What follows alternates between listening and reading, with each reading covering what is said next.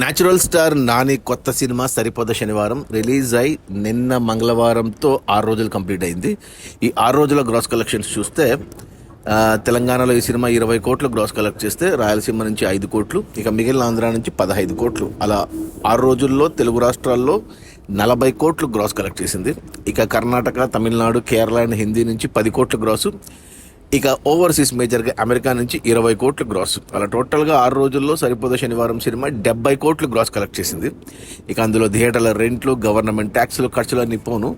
Distributor share వచ్చేసి తెలంగాణలో 10 కోట్లు ఉంది.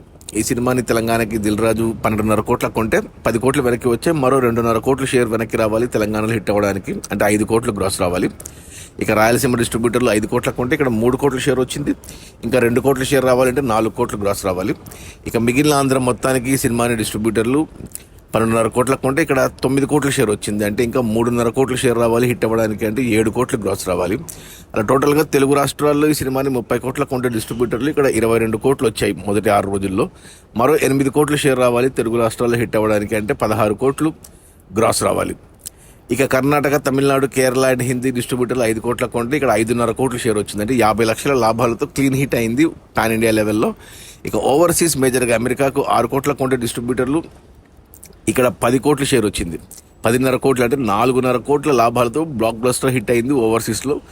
అలా ఓవరాల్గా ఈ సినిమాని డిస్ట్రిబ్యూటర్లు 41 కోట్ల కొంటే 6 రోజుల్లో 38 కోట్ల షేర్ వచ్చింది, అంటే 90% రికవరీ అయిపోయింది. ఇంకా 3 కోట్ల షేర్ వస్తే సినిమా ఓవరాల్గా హిట్ అయిపోతుంది.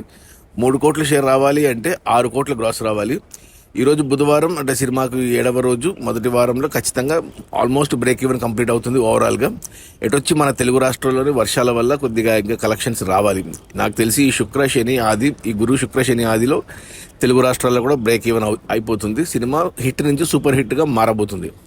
అది మన న్యాచురల్ స్టార్ నాని కొత్త పాన్ ఇండియా సినిమా సరిపోద శనివారం.